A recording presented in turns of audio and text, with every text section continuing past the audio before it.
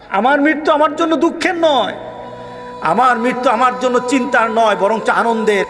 আমি তো সেদিন থেকে ঘোষণা দিয়ে দিয়েছি, আমার জীবন, আমার মরণ, আমার নামাজ, আমার কুরবানি, কোনো জিনিস আমি আমার নিজের জন্য করি না, নিজের জন্য রাখি না, সব কার জন্যে? আল্লাহর জন্য। এমনও তো হতে পারে আমার জীবনের শেষ একটা মজলিস এটা সেজে গেছে, আমার জন্য আরেকটা মজলিস অপেক্ষা করছে, যেটাতে আমি অংশগ্রহণ করব না, যেটাতে আমাকে নিয়ে সবাই কথা বলবে, আমাকে নিয়ে সবাই ব্যস্ত থাকবে, কিন্তু আমি ব্যস্ত থাকব না। আমরা আল্লাহর কাছে শুকরিয়া জানাই যে মাবুদ আমাদেরকে একত্রিত করেছেন তার কোরআনের মজলিসে, একটা দ্বীনি পরিবেশে আমাদেরকে আল্লাহ একত্রিত করলেন। আমরা ভীত নই, আমরা আনন্দিত। কি বলেন? এমন এক পরিবেশ চলছে গোটা পৃথিবীতে, কথা হচ্ছে একত্রিত হওয়া যাবে না, মজলিসে বসা যাবে না, কোথায় কয়েকজন একসাথে চলাফেরা করা যাবে না। কিন্তু আমরা ভীত নই, কারণ আমরা আমাদের জন্য বসি নাই, আমরা বসেছি আমাদের আল্লাহর জন্যে। আমরা এখানে বসেছি আমাদের ঈমানকে তাজা করার জন্যে, জীবন তাজার জন্য না। যারা জীবন তাজা করতে চায় তারা ভয় পায়, যারা ঈমান তাজা করতে চায় তারা দুনিয়ার কোনো জিনিসকে ভয় করে না। আমাদের কাছে দাম হলো ঈমানের, আমাদের জীবনের দাম আমরা তো ওই সময় দিয়ে দিয়েছি যখন আমরা মুসলমান হয়ে জন্ম নিয়েছি। ওই সময় আমরা আমাদের পূর্বসূরি যারা ছিলেন, যারা আমরা আগে ছিলেন, তাদের ঘোষণার সাথে মিলিয়ে আমরা ঘোষণা দিয়ে দিয়েছি, ইন্না সলাতি ওয়া নুসুকি ওয়া মাহইয়ায়া ওয়া মামাতি লিল্লাহি রাব্বিল আলামিন। আমি তো সেদিন থেকে ঘোষণা দিয়ে দিয়েছি, আমার জীবন, আমার মরণ, আমার নামাজ, আমার কুরবানি, কোনো জিনিস আমি আমার নিজের জন্য করি না, নিজের জন্য রাখি না, সব কার জন্যে? আল্লাহর জন্য। আমার ঘোষণা তো চলে আসছে, আমি এই চূড়ান্ত ঘোষণার উপর বেঁচে আছি। আমি আমার এই চূড়ান্ত ঘোষণা দিয়ে মরতে চাই। সুতরাং মোমেন কখনো কোনো জিনিসে ভয় পায় না। মোমেন ভয় পায় আল্লাহর আযাবকে। আমরা কিসে ভয় পাই? আল্লাহর গুসাকে আমরা ভয় পাই, আল্লাহর রাগকে আমরা ভয় পাই। সুতরাং গোটা পৃথিবীতে যখন মানুষ বলে একসাথে বসা যাবে না, মুসলমান কিন্তু এই চিন্তা করে না, বরং মুসলমান চিন্তা করে যেটার কানে বসা যাবে না, যিনি দিয়েছেন তার কাছে ক্ষমা চাওয়া, এই বিপদ থেকে বাঁচার জন্য তার কাছে আত্মসমর্পণ করা। এছাড়া আমার আর কিছু নাই,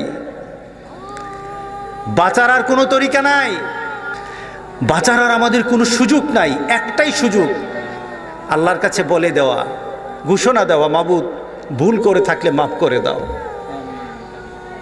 এটা কার দরবার? ক্ষমার দরবার।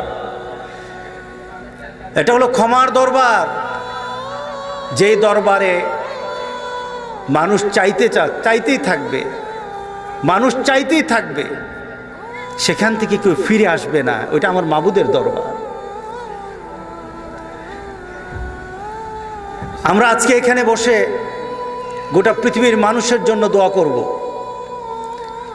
নিজেদের জন্য দোয়া করা দরকার, মানুষের জন্য দোয়া করা দরকার।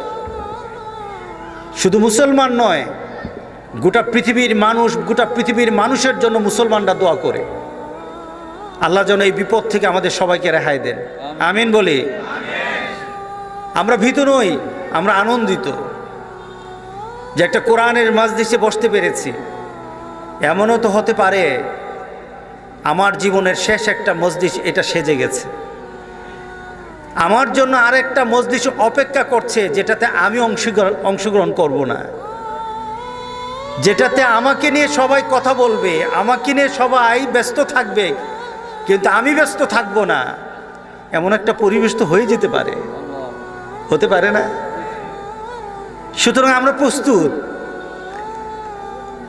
আমরা মৃত্যুর জন্য সবসময় প্রস্তুত থাকি। মোমেন সবসময় তার চিন্তা চেতনাতে মৃত্যুকে আলিঙ্গন করতে ভালোবাসে। হযরত বেলাল মৃত্যুর মুহূর্তে তার স্ত্রী বলতেছিল, আয় হুজনা, আহারে আমি চিন্তিত, আমার স্বামী মারা যাবে, বিপদ, আমার স্বামী যদি চলে যায় তাহলে আমার জন্য কঠিন হয়ে যাবে। হযরত বেলাল বললেন, ইয়া হুজনা বলো না, ইয়া ফারহা বলো, আনন্দ আনন্দ। কারণ আমি আগামীকাল আমি যার সাথে মিলিত হব তিনি আমার সবচেয়ে প্রিয় ভাজন, তিনি হলেন মুহাম্মদ রাসূলুল্লাহ সাল্লাল্লাহু আলাইহি ওয়াসাল্লাম। আমার মৃত্যুর পর তো আমি আমার রাসূলের সাথে মিলে যাব। আমার মৃত্যুর পর আমার রাসূলের সাথীদের সাথে, আমার বন্ধুদের সাথে মিলে যাব। সুতরাং স্ত্রীকে মুখে হাত দিয়ে বলল, তুমি এই কথা বলো না, বলো আমার জন্য আনন্দ সামনে। আমার মৃত্যু আমার জন্য দুঃখের নয়, আমার মৃত্যু আমার জন্য চিন্তার নয়, বরং আনন্দের। কারণ আমি আগামীকাল আমার রাসূলের সাথে মিলিত হয়ে যাব। আল্লাহু আকবার। এটা হলো মুমিনের কাজ, এটা হলো মুমিনের চিন্তা।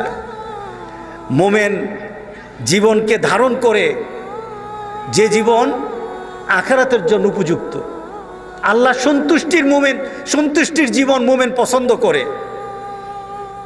এর জন্য কবি বলেছিলেন, মুঝে ये डर है कि दिले जिंदा ना तू मर जाए, जिंदगानी इबारत है तेरे जीने से। আমি ভীত, মুঝে ये डर है कि दिले जिंदा ना तू मर जाए। ও আমার আত্মা, আমি তোর ব্যাপারে একটা বিষয় চিন্তিত, তুই জীবিত আসোস না মারা গেছোস, তুমি কি দুনিয়ার দৃষ্টিতে মৃত্যুবরণ করেছো নাকি জীবিত আছো, এটা আমার দেখার বিষয় নয়। কিন্তু আমার দেখার বিষয় তুমি জীবিত কিন্তু ভিতরে মরা। তোমাকে দেখতে মনে হয় তুমি জীবিত, তুমি বাজারে যাও, ঘর সংসার করো, সমাজের মানুষের সাথে চলো, সমাজের প্রয়োজনে তোমাকে কাজে লাগে, দুনিয়াতে তোমার মানুষের প্রয়োজন আছে, কিন্তু আখিরাতে তোমার আল্লাহর সাথে সম্পর্ক হয় নাই। এ আমার আত্মা, এই আত্মার কোনো আমার দাম নাই, এই আত্মার আমার কোনো প্রয়োজন নাই। যে আত্মা আমার মাবুদের সাথে সম্পর্ক করতে পারে না, যেই আত্মা আমার রাসূলের সাথে সম্পর্ক করতে পারে না, এই আত্মা দেখতে মনে হয় জীবিত, আসলে এটা মরা। ঠিক না? এটা হলো মরা। এই মরা দিল আমি চাই না।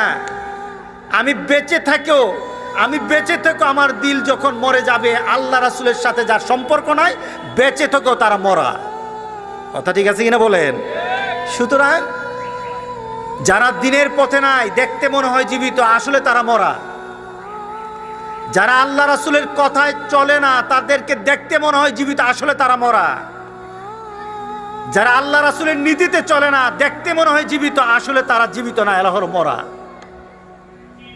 কি বলেন? আমরা একটা জীবন্ত জীবন চাই, যে জীবন দেখতে জীবন্ত মনে হবে না, কিন্তু ওই জীবনের দাম দুনিয়াতে যেমন থাকবে আখিরাতেও থাকবে, এমন জীবন আমরা চাই। রাজি আছো তো সবাই ইনশাআল্লাহ? আল্লাহ সবাইকে এমন একটা জীবন দান করুন।